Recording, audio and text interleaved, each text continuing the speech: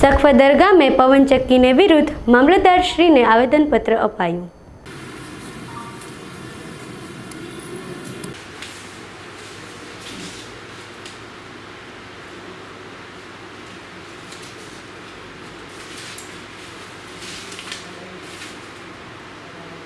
તો ન્યા અત્યારે ગૌશરણમાં જે રસ્તા કાઢ્યા છે ને ગૌશરણની જમીન ખોદે છે, એમાં બે સીમાડા આવે છે, બોવડીનો આવે છે, સખોદરનો આવે છે।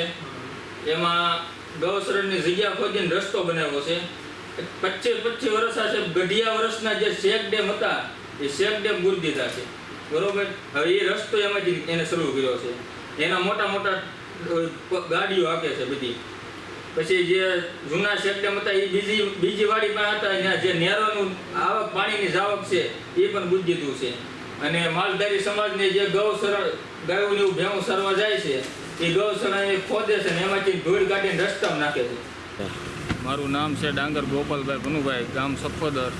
અને પરિચયમાં તો એ છે કે ભાઈ અત્યારે જે પવનચક્કીનું કામ ચાલી રહ્યું છે, લાંબાળાથી આવીને પવનચક્કીનું કામ સખોદરમાં પહોંચ્યું છે।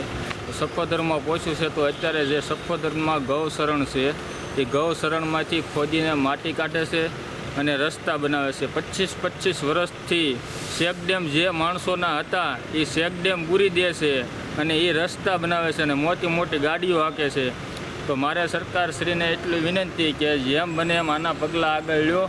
આમાં ગૌશરણ છે અત્યારે ઘાસચારો મળતો નથી અને બિચારો માલધારી સમાજ હેરાન થાય છે। અસ્તુ જય જય ભારત। તમે ક્યાં ક્યાં રજૂઆત કરવામાં આવી છે? હું કલેક્ટર સાહેબને ભાવનગર રજૂઆત કરવા જવાનો છું, મામલતદારશ્રીને આપી છે, તાલુકા અધિકારી શ્રી સાહેબને રજૂઆત દેવાની છે, તલાટી મંત્રી સખોદરને પણ રજૂઆત આપી છે, બોરડી પણ રજૂઆત દેવા ગયો હતો, ત્યાં મંત્રી સાહેબ હાજરમાં નહોતા।